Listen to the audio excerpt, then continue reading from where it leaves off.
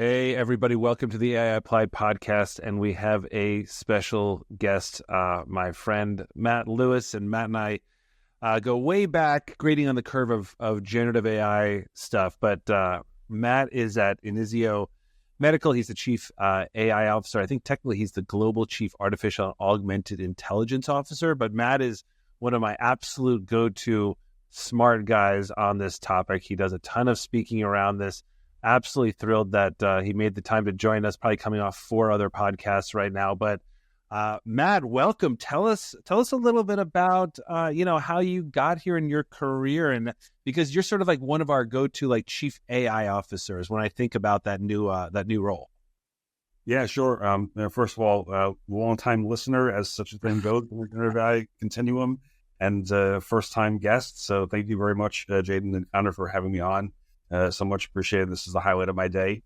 Thanks again. It's been, a whirlwind the last 10 months in this role. I continue to think that it can't get any crazier. And then every day, something additionally insane happens. And I know, we've talked about this separately. We talked about it directly in LinkedIn recently. Connor, I was kind of suggesting to you that we're running out of superlatives to describe the amazingness in generative AI. But today, you're right. This is not my first podcast that I've done. I came right from another podcast to join your podcast, which is, if you would have told me that I would have been doing that even a year, let alone 2, 4, 8 years ago, I would have called you crazy.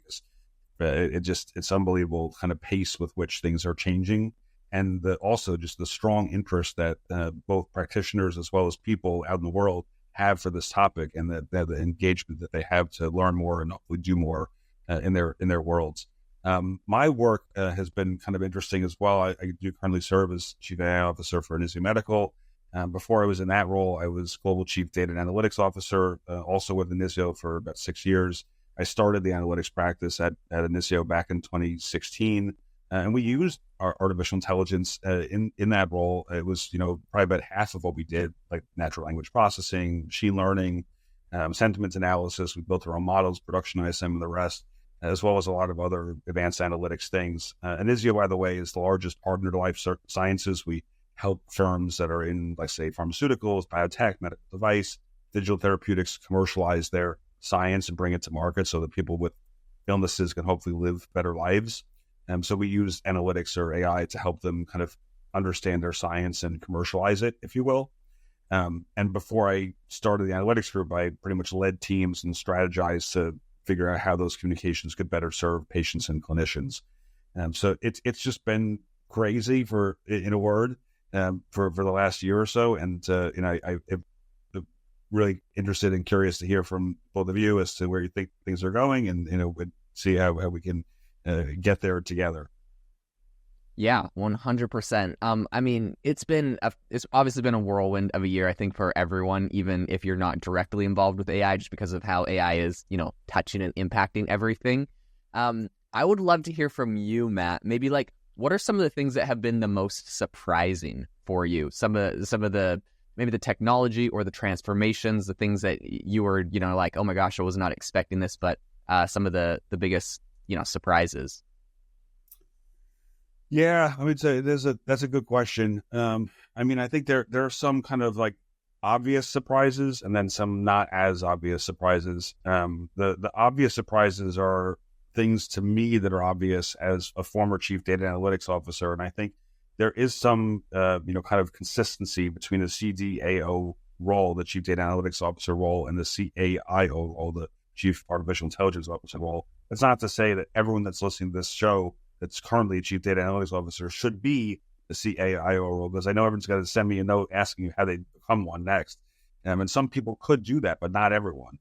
But one of the kind of obvious surprises, if you will, that I've seen is that a lot of people last year kind of just rushed into the generative AI space and just for some reason thought that they could just literally sprinkle on a little bit of generative AI, dust onto whatever they were doing, and it would magically transform their entire world overnight without considering the fundamentals of data science. And I don't know why people thought that would work, but a lot of people did. And I saw a lot of people on many sides of the consulting and client environment think that they could just without any background in data science just do the job kind of sight unseen. And I mean that both from the kind of engineering, data capture, data implementation, model implementation side, as well as the real fundamental understanding of what it takes to make technology work in large enterprises. And yeah, it's true. There are a ton of generative AI applications. We all probably read about them in the newsletters we get every day, including Connor's newsletter. But just having an application is not sufficient to create change in a large business. And you have to think about things like, where does the data come from? Is it secure? Is it going to lead to challenges with my environment? Whose cloud is it in? And all sorts of considerations that a lot of subject matter experts and business leads within their organizations did not consider and went through paths that ended up proving unhelpful. And then sometimes they're like, hey, this thing doesn't work. And it's like, yeah, it doesn't work because you're not using it in the right way, or it's not solving for the problem that you actually have, or it's not actually solving for any problem. You're just trying the wrong thing. Or they would try to, implement it and just no one would use it. And then it's not the technology that's not working, but it's the fact they didn't train anyone a priori, or they didn't think that when it was implemented, it would change people's workflow or work systems, and kind of neglected all the human factors, so to speak. And Connor's right. I do a lot of speaking, and often people want to know, what are those human factors? Is it things like trust and compliance and privacy and ethics and all the rest that are really important to getting AI to actually work in the real world? And you can't just really buy into the AI kind of concept, if you will, without believing in people. If you don't believe in people, you may as well just not do it. So that was like the most obvious surprise for me as a kind of reformed chief data analytics officer. But the non-obvious surprises, I think, were just how fast the pace of innovation has been and is continuing to be. And also all the fields of science, of kind of true in non-data science, that are being kind of accelerated as a result of artificial intelligence, that really open up a huge number of doors of possibilities that hopefully will, for us as people and as society, create a world of good for many people. And I think the things people didn't expect that are starting to happen. That for example, like generative AI allows for us to, understand how different animal groups communicate amongst each other.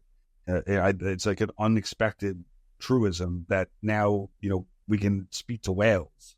You wouldn't have expected that 18 months ago. It's true, but you wouldn't have expected it. But the same exact type of thing, we wouldn't expect that you could use AI to predict poachers in the African jungle using generative AI. It is again true, but not expected. And I think those types of small considerations lead to very large implications long-term for the planet and for people that this one line of technological inquiry didn't necessarily predict a year ago. So I think between those considerations, there's so much to dig into as a community moving forward. Yeah. I mean, so Matt, first of all, I love this. I mean, I did not expect us to go to talking with whales so quickly, but I love this already. But well, so this, you and I sort of are constantly going back and forth and comparing notes on, what does the world look like? What do people need? And every time I talk to you, you're sort of like flying somewhere else, being sent, I assume, by Inizio, which is a massive company to, and I assume you're talking to your clients or something like that. Whoever you're talking to really high level groups. So I'm wondering sort of like how you see this, because I do a ton of training with big companies. And I think one of the first takeaways is people are sort of saying like, well, what are the use cases? And my response is always like, well, you're going to give me the use cases. I'm going to talk to you about this and you're going to kind of give me the use cases. And I think just what you said there about like, talking to whales or something like that. What are sort of like, when people say like, where do we start? You talked a little bit about like understanding your data, things like that. Like give our audience and me and Jaden the sense of like, people feel so overwhelmed. What do you tell them when they say, where do we even start? Yeah, no, again, another wonderful question. I think we could probably, both of us, all three of us could, chat forever. I think, the where you start question is, it's a multi-layered thing, that it's not one thing. One part of it is that engaging in that conversation presumes that the people asking have some semblance of knowledge as to what generative artificial intelligence is, and also how it works, and then therefore how it could be used to solve against their problems. And I never presume to know either of those two things before engaging with a client, a senior partner, or someone that I potentially could add value to, because everyone kind of comes to this from a different place. And it's very different than when I was in a chief data analytics officer role, because when I was in that type of work, when I worked with other data science professionals on the client side, 9 times out of 10, 99 times out of 100, they had the same background and training as my team. So when I worked with them, you didn't have to explain to them what NLP was or how sentiment analysis worked. They just knew it. They got it. They did it all day. Now, the vast majority of people that are actually deploying generative AI have almost no background in artificial intelligence whatsoever.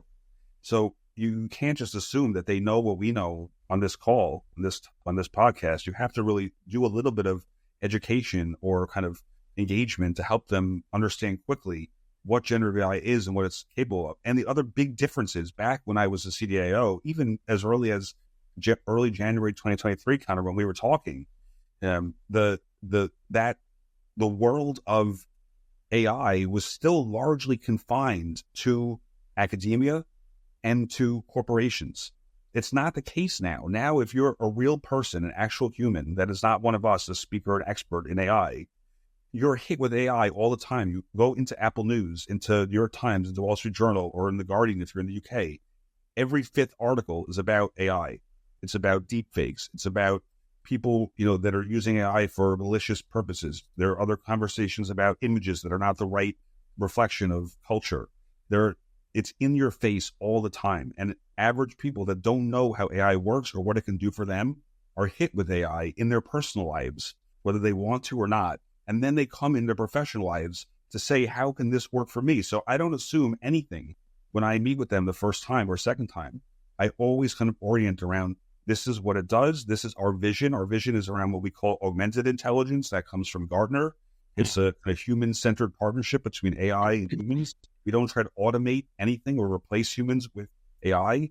It's humans and AI collaborating together to optimize decision-making and improve outcomes collaboratively. And then from there, talk about how generative works, how it doesn't work, what it can do, zero-shot learning, et cetera, blah, blah, blah. And then eventually walk through, to your point, what their challenges are, what their priorities are, and what their strategy has been as it's been communicated through down to their teams and up to their bosses. Because that's really where we start. We don't start with use cases. When someone comes and says, I really want a use case for X, that's an awful place to start. The best place to start is, we just had a meeting with our boss, who's usually in my case like a C-suite person or the board, and they came back and they said, this is a great plan, but you're missing a component on AI. That's a great place to start, because then you'll say they want to deliver on efficiency or on productivity or on effectiveness or whatever it is. And then you can think, well, why didn't you think about trying to do this faster, or to try and do more of this, or trying to do whatever? And then you're having a practical discussion of things that you can deliver against that can be optimized or ameliorated through AI. That's useful. Yeah, I love that. I think that's so critical. And yeah, you move so much further doing that. Matt, something I would love to ask you about is, you're obviously you're consulting people and doing some incredible things over at Inizio. I would love to ask you, what are some of the maybe the use cases or some of the things that you are most excited about that Inizio is currently working on with, or consulting on with, or helping with when it comes to AI? Like how are you guys really leveraging this, and what are some of the things you're excited about there? Yeah, I think so. The work that we're focused on is primarily in the kind of bridge between the clinical trial is over, but someone hasn't yet registered a compound for commercial use yet. So it's in that kind of like gray area, if you will, where, that science is compelling, but it's not someone using like a drug, if you will, in their own life yet. So, there's a ton of medical information. There's a lot to pick through. Time is really critically important, but, you want to make sure you're getting the right information to the right person at the right time. So we can quickly get insights out and get them to the right person. That's really where a lot of our focus is. And I think a lot of other enterprises have similar challenges. But in medical and in pharmaceuticals, that's really paramount, is trying to sift through a lot of technical information, make sure that it comes through in terms of the communications that are generated into terms that can apply to physicians, to non-physician clinicians like nurses and PAs, pharmacists, and then ultimately be resonant to the governments, the FDA, to patients and the rest.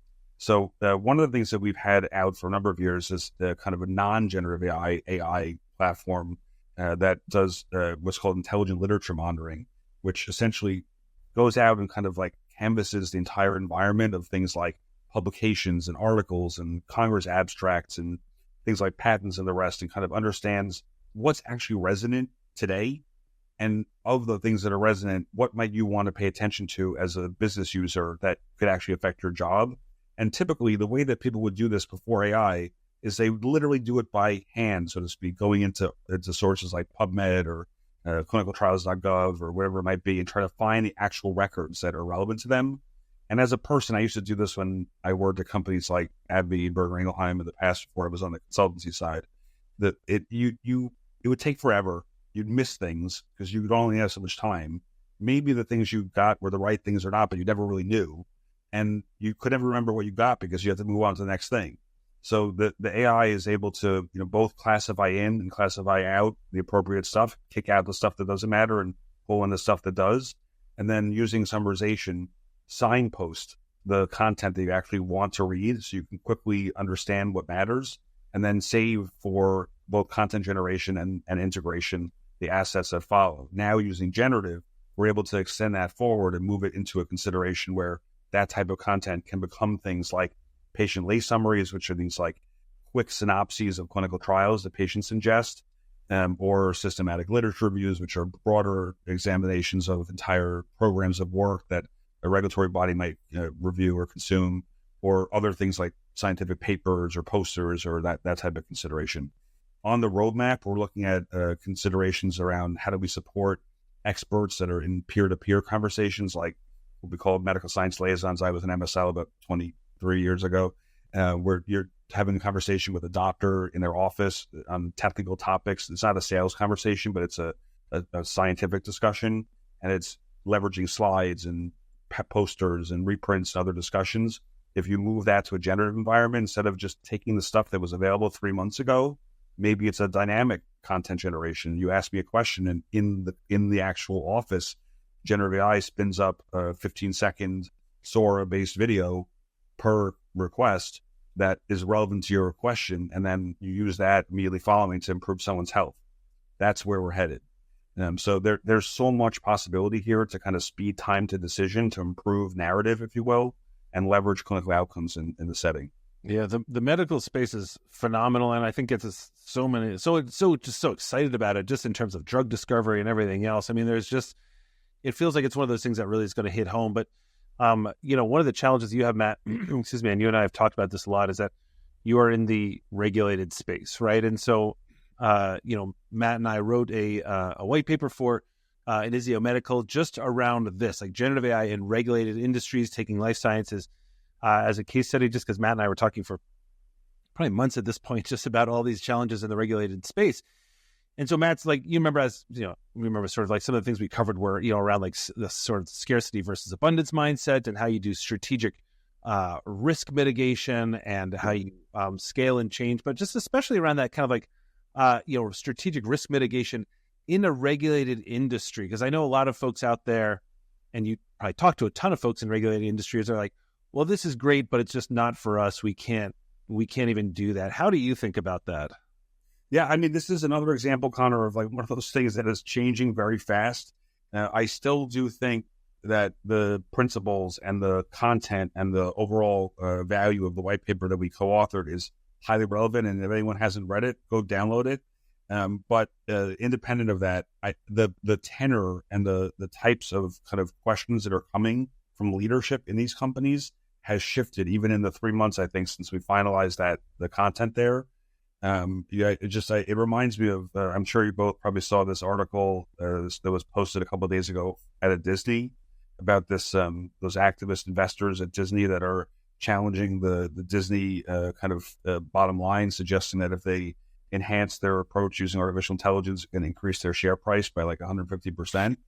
And then, a couple days later, or maybe the next day, there's a press release from that generative AI platform called Inkit. If you guys have seen that, which is one of these firms that uses Gen AI to essentially spin up self-published books. And in their press release for Inkit, they describe themselves as the Disney of the 21st century, and it's specifically stated that way explicitly in their press release. And it's actually really interesting and timely because and I'll come back to the question about the regulated industry in just a second, but the interesting thing is that the activist challenge to Disney essentially says you can't get there from here. You can't grow Disney to the way that it needs to grow without transforming using generative AI. And then Inkit says literally a day later that we couldn't exist if Disney had done this correctly. And the way that we intend to grow in value is to essentially build a platform that content creators can build their own books that will then amortize, invest, and scale using the platform, doing what Disney should have done in the 21st century and making content relevant and accessible for humanity. And really, they're right, Disney should have done that. Mm-hmm. But the thing that's really interesting is that the activist investor thing is almost like saying that the company leadership should have proactively put that consideration forward. And if they don't, they're going to get challenged by shareholders, by investors, by outside parties. Then later, the Inkit press release is saying if they don't get challenged internally by their own, they will get challenged by an outside innovator. This exact phenomenon is already starting to happen in regulated industry. I can tell you privately, without stating names, that I've been in conversations within the last fortnight, within the last couple of weeks, where senior clients that I'm engaged with have told me that they've put forward plans, 2024 plans for how they support and implement their activities in the medical life sciences space. And they've had direct challenges from C-suite within their organization saying, this looks great, but where is the generative AI component in this? If you don't have a generative AI component, this cannot progress. Your role cannot progress.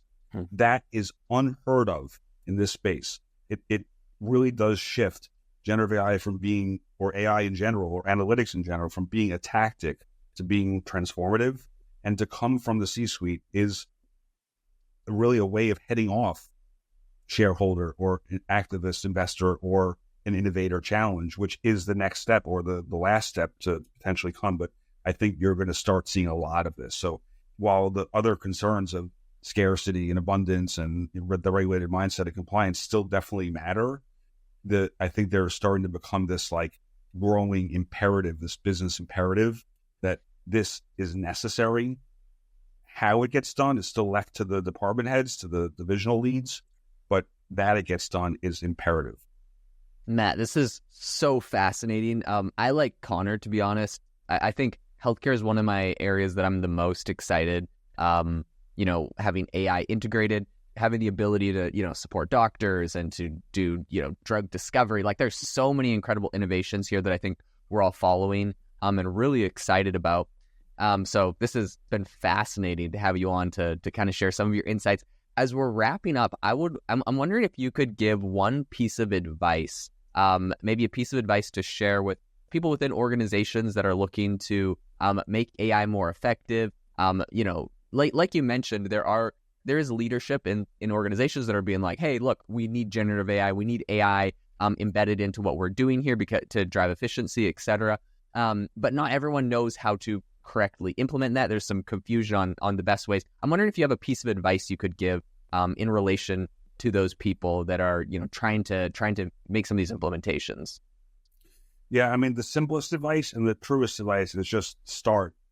I used to say that like there's no, that's my favorite quote you'll see to my email signature when we email back and forth is it's an Albert Einstein quote. And it says the only true knowledge is experience, and it is true. 100%. You can read a ton in the space. You can consume AI newsletters and blogs, listen to podcasts like this one, which is great. But until you actually use AI, generative AI, enough to get frustrated with it, and enough to be like, what the hell is this? It's unbelievable this even exists. We can talk to whales. You haven't done it enough. You have to have experience to be able to react positively. And at this point, it's not like when I was a CDIO and the people across the fence also were data scientists. It's not like that. But it doesn't have to be. But the people you work and interact with, they have to have experience. If they don't have experience, they can't understand what is likely to work in their environment and what is useful to solve against. And I think a lot of people they're nervous. They're nervous because they haven't started yet and they think it's too late. And they're also nervous because they think if they start that it's going to be like the snowball rolling down the hill. It's going to just keep rolling. And eventually they're not going to have a job. Like it's going to turn into a robot and then the robot's going to take their job. But neither one of those things is March 1st, 2024. They need to start now or soon and learn and grow and develop, and we'll see what happens. But so far, what we've learned has been positive, and there's been strong outcomes that are positive for them and for their organizations and for society, and we'll continue to learn and grow together. Matt, I love all this. Thank you so much. This has been phenomenal. I'll let Jaden close out, but I will say just you've given me sort of my new tagline, which is like, use generative AI until you are talking to whales. That's how you know that you have nailed this. Folks, follow Matt Lewis on LinkedIn. Follow anything he writes. Honestly, he's been one of my go-to smartest guys on this topic. Obviously, he's in the medical space, but he knows just a ton about everything. And Matt, thank you so much for giving us your time today, buddy. Yeah. And thanks, guys. That was a lot of fun. Yeah, Matt, seriously, this has been phenomenal having you on. So many amazing insights. For the listeners, we'll leave a link in the show notes to Matt's LinkedIn so you can find him there. And make sure to leave us a review, rate this podcast wherever you get it. It's been phenomenal having Matt on and having you as a listener today. Hope you all have an amazing rest of your day.